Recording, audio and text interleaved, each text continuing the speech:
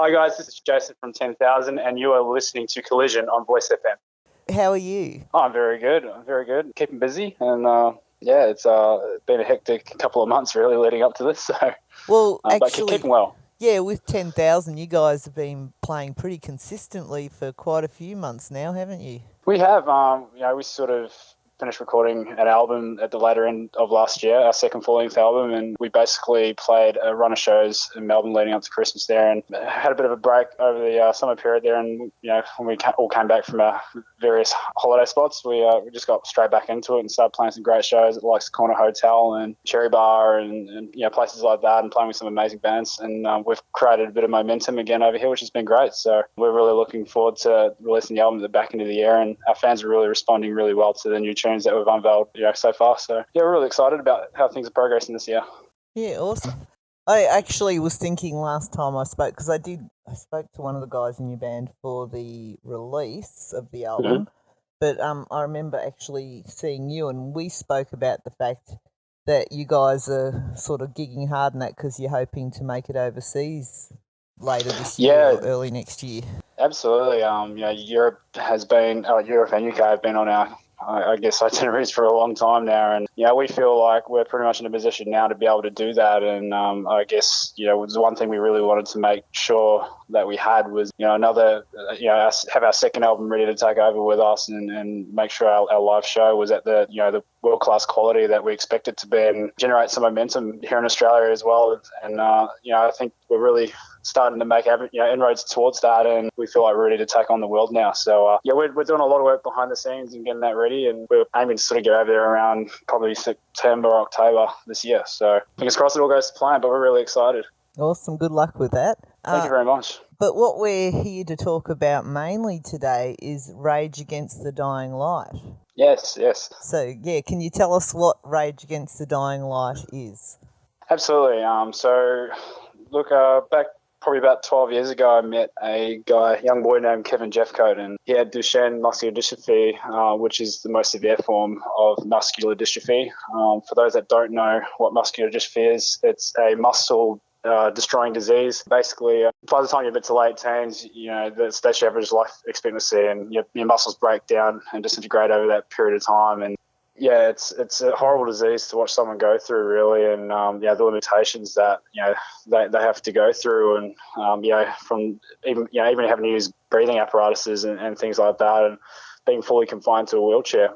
But meeting him at the time I did in my life, I really got taught a lot of lessons about life at a very young age. Not taking little things for granted, and really setting goals for yourself, not setting any boundaries, and living to the best of your abilities. And the likes of Kevin and I, we became pretty much brothers straight away, and we'd do everything that any able-bodied human beings could do, attending multiple concerts. He was a massive supporter of live music locally and internationally as well. And we went to all the sporting matches as well. We were both big rugby league supporters, massive New Zealand Warriors fans. So we went to as many games as we could, and just everything we possibly could. There was no limitations. And for me, I never saw a wheelchair.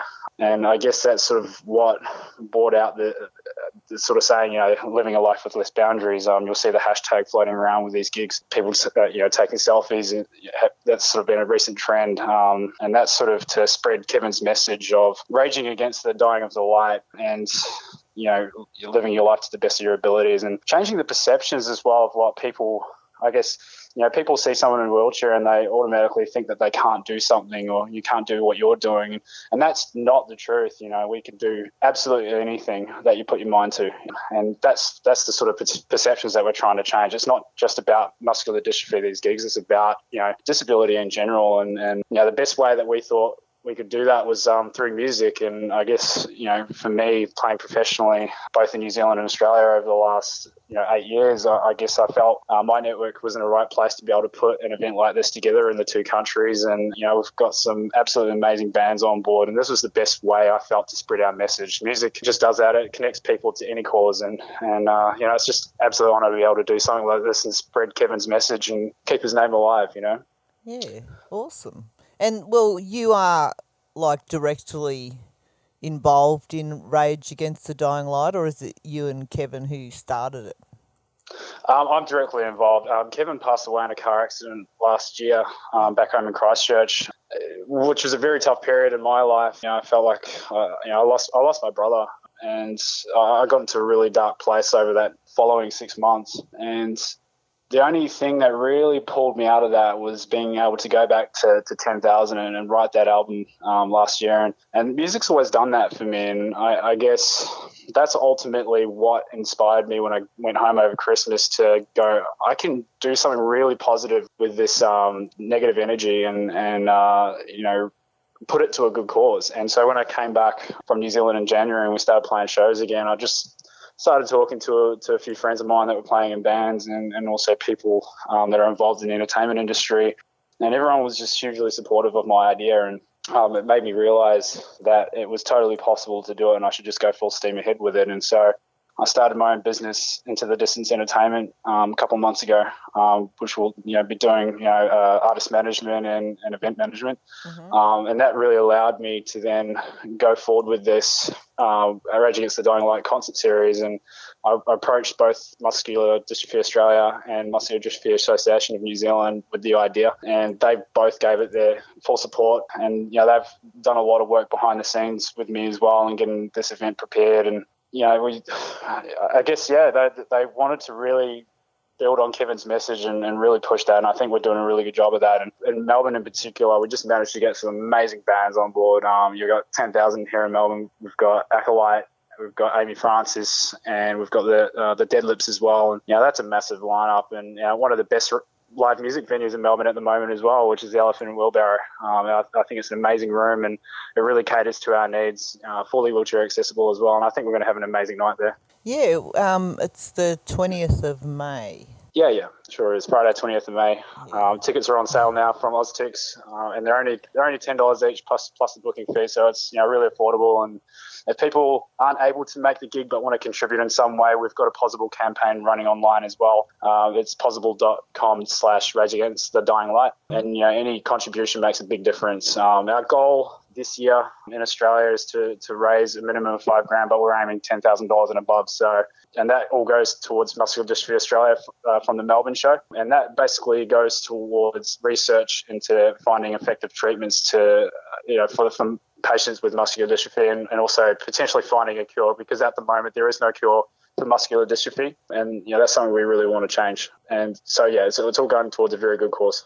Yeah, I was going to looking to see if the 20th of May was a Friday, because I haven't actually gotten to the Elephant and Wheelbarrow yet because their gigs are on Friday nights and so's my show. Yeah. So, it's a bit inconvenient for you, that's for sure. But look, it's a world-class room. It's it's got an amazing sound system, amazing stage, and even the lighting is world-class. And Peter Naylor, he's doing an amazing job there with his label PRA Music Management, and he to keep the live music scene alive in St Kilda after the SB closed down, and he's just done an amazing job, and he's been instrumental in helping me get this up and running. So big shout out to Peter. Yeah, definitely, and they have a lot of Melbourne's best rock bands and that playing there too. Oh, definitely. And it's even the other night, usually free, isn't it, on Friday nights? It is, yeah, definitely. Usually. But then this one is for charity. It's not the money isn't going to the bands, it is going to the charity. Yeah, it is going all directly to the charity. And we, everyone we approached, they were only happy to donate their skills to their staff, from the artists to the venues through to the bands. It's we're really lucky that everyone just wanted to give their skills to this cause. And please know that all the funding is going directly to Muscular Dystrophy Australia and the hard work that they do every week. Well, you did actually mention that it was $10 plus booking fee because the tickets are available through OzTix. Yes, yeah. But will they be just $10 on the door on the night? They'll be $15 on the door on the night. All right, so you're still better off getting them from OzTix. Yeah, you're better off getting them pre-sale, yeah. Yeah, and because it might sell out anyway. Absolutely, that's the ultimate aim, and people are really getting behind it. So the earlier the better, I reckon. Yeah, and what about, this is the Melbourne event, but you also have one on the 7th of May, which is actually before the Melbourne one, in Christchurch over in New Zealand. Yeah, well, Kevin and I are both from Christchurch, New Zealand, and it was only natural to take this on the road back home to Christchurch. Christchurch is really struggling as well post quakes with live music venues. Every week I'm seeing a venue closing down over there, and it's tough times over there. People having to rebuild their homes and everything like that. So not a lot of people have much money, and I think the only way to rebuild that, Christchurch had a amazing music culture there before the quakes, and that's something we really want to rebuild. And so, it was really important to me to find one of the best venues over there, Churchill's Live, which all the big touring acts over in New Zealand are playing at the moment. And I think I've put together one of the best lineups possible over there. To be honest, we've got Skelter, Black Fox Trio, Spoken Voodoo, the Dions, and the Snake Behaviour, and all of them are doing amazing things at the moment in New Zealand. And we just really wanted to contribute something to the society over there that gave Kevin and I so much over the years. And so all the funds from that show are going to the Muscular Dystrophy Association of New Zealand Canterbury branch, and that's enabling their field workers to continue to do all the work that they do within the community, and enabling people living with muscular dystrophy to live a life with less boundaries and live as independent lives as possible. And these associations in New Zealand and Australia, they rely solely on public funding. They don't get a lot of government funding, unfortunately, and it's really important that we continue to help them out. 1 in 5 people in particular live with a disability, and so that's a lot of money. People, if you don't know someone who lives with a disability, it is a lot of money that goes into it, and for treatments in particular, obviously medical costs are pretty extreme with this kind of thing. So, this is really important that we do this event and contribute as much funds as possible to these people. And we aim to take this nationally in both countries over the next few years. We're starting it small this year, but we want to see it grow over the next couple of years and eventually have an annual event up and down New Zealand and Australia. Yeah, sounds great. And 10,000 aren't playing at the New Zealand event, but are you personally going over for it? I'm personally going over for it. I'm hoping to do a couple of guest slots there with a couple of those bands. I know them, pretty much all of them personally, from different bands over the years, and so I'll be doing bits and pieces. And we've actually had a lot of people calling up asking for 10,000 to come over. So we're aiming to go over there next year and do the national tour with this Rage Against the Dying Light concert series. Yeah. So you are going to be filling in on a couple of the bands or jumping on a couple of tracks with them. Yeah, absolutely. Yeah. Can't help yourself. I can't help myself. No, I have to play. I'm itching to get on stage again, I tell you. Yeah. And these events are called Rage Against the Dying Light 2016, and the New Zealand one is on the 7th of May, and Melbourne at the Elephant and Wheelbarrow on the 20th of May. Yes. So, the 7th of May is a Saturday night over there at Churchill's Live in Christchurch. Mm-hmm. Which I suppose, I don't really know how New Zealand's set up, but I believe Christchurch is a fair way away from the other capitals, so it's pretty much a local audience you'll be getting. Yeah, absolutely. I guess the advantage is, there's a lot of people that are actually travelling from the likes of Dunedin and Nelson or Marlborough and places like that. It's the good thing with New Zealand, it's actually not too big. So, they likes to come from Dunedin and stuff like that. It's only 3 to 4 hours travel. So, it's by car. So it's not too bad. And, we do have a lot of people that are throwing their support behind it and are making the effort to travel. And I think there's actually probably a couple of people even coming from Melbourne. So, that's really exciting. And, it's just such a humbling feeling that people are throwing their support behind this. It's absolutely amazing. And, even to the point, we're getting a lot of amazing donations to raffle and auction off on the night. Things like signed Melbourne Storm jerseys. We've got signed New Zealand Warriors ball. Some of the bands are donating merch as well, and that's from both international bands and performing on the night. And, Crown Hotels have put up some vouchers. China Airlines have put in some vouchers as well. So we've got some amazing support, and, that list is growing every day. So, you can only get along to those gigs to give yourself a chance to win some of these packages. It's going to be great. Yeah, people go to facebook.com/Rage Against the Dying Light. Facebook's Rage Against Dying Light. Unfortunately, the URL is taken with Rage Against the Dying Light, but just Rage Against Dying Light. Rage Against Dying Light. And you do have the possible campaign link right at the top. Yep. And both the events are on the page if they click on the events tab. they can Yep, they sure are. go straight to either the New Zealand or the Melbourne one. Yep, and both of those events have all the ticketing links added to them as well. So you can just, one click and you're there. Yeah. And muscular dystrophy, it does eventually kill people because they're like the muscles for breathing and the heart and everything break down eventually, don't they? They do. Yeah, it was something I learned very quickly about. I didn't know a lot about the disease when I met Kevin, and what turned out to be was a member of my family also had muscular dystrophy, and I ended up the preschool teacher for my little brother and sister. Her son had muscular dystrophy as well. I ended up doing some work for him, and just seeing the different, levels of severity with the three of them.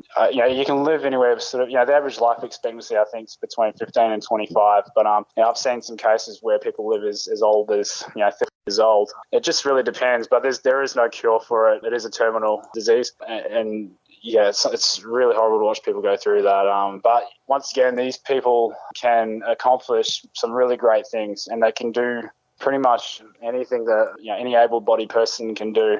Aside from walk or run, anything else that they're perfectly capable of. And they really teach you a lot of things about life and a lot of resilience. And Kevin actually, he really found his calling in life the last sort of year of his life. He started doing these blogs and really opened up about, the mental struggles that came along with living with muscular dystrophy. And, he himself actually, at times, as much as I didn't see this within him, he really struggled to see himself then more than someone in a wheelchair. And it wasn't until that last couple of years he really started to realize that he could make a difference to people, and that he was making a difference to people, and really started changing perceptions around what people with a disability can achieve. And if you head to blogspot.com/Kevin J, you'll find a lot of his blogs there, and they're absolutely incredible. And he mentioned a Dylan Thomas quote, and that's where the inspiration for Rage Against the Dying Light comes from. And that was, I will not go gentle into the night, I will rage against the dying of the light.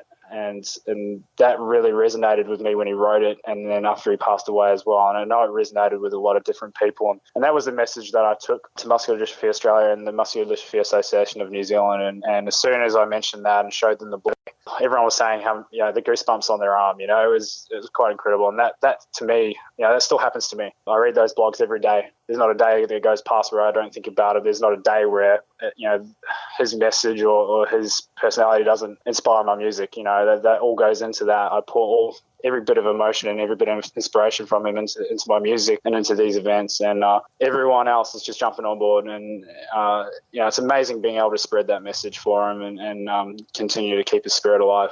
Yeah, I'm just wondering, actually, have you posted links in the events and that to his blog? I have, yeah. A couple of the earlier posts on the Rage Against the Dying Light Facebook page had links to his blogs, and then there's the initial press release that was released on there that had the links also. And I make a lot of references in the posts to those blogs as well. Right. But anyone can go and read them anytime. There's links all over those pages, and I'll continue to post them so they don't get buried. So. Yeah. Awesome. But I think it's really important for people to read them, and I think it's really enlightening and really powerful. Yeah.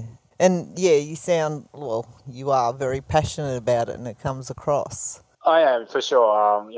As I said, I really, really miss the guy, and he turned me into the man I am today. And it's not, it wasn't just Kevin either. I really saw the work that the Muscular Dystrophy Associations did back home in Christchurch. And at Kevin's funeral, I got to meet a lot of people that were living with muscular dystrophy, and I just found it so inspiring. And I just think this is so important. A lot of my friends became Kevin's friends very quickly, and they're just like us. They're such intelligent people, and they all have goals and aspirations as well. And that's just a really important thing. That we don't isolate that part of the public, and we continue to just press forward as one and live in harmony. Yeah, and that counts for anyone with a disability in Australia. But absolutely, you can't raise money for every charity, so you have... Well, that's it. As much as I'd like to, the reason I wanted to raise for Muscular Dystrophy Associations of New Zealand and Australia was because they were so dear to my heart, and I had a personal connection with them, and it was really important to develop that relationship. Awesome. And I will say again, facebook.com/Rage Against Dying Light. You got spot on. Find you, or if they, type in Rage Against the Dying Light into Facebook, you get both the events, and the Facebook page should come up anyway. Awesome. Thank you so much. It's been great catching up with you and finding out about Rage Against the Dying Light and your connection to it and your passion for it. Thank you very much, Ken. I really appreciate your time, and thanks for having me on. Awesome. Thank you very much, and good luck with both playing and running the Melbourne event and with the New Zealand event as well. Thank you so much, Kat. Much appreciated. Awesome. Once again, thanks very much for your time too. Really appreciate it. And, it's great getting the message out there, and hopefully you can make it down to Melbourne for it. Yeah, I'd have to record the show. Oh, of course, yeah. But it's not that I can't do that. But thank you. You have a good weekend. What's left of the weekend? Yeah, you too, Kat, and hopefully we'll catch up soon. Yeah, definitely. I'll see you soon. Perfect. Bye. All right, talk to you soon. Bye.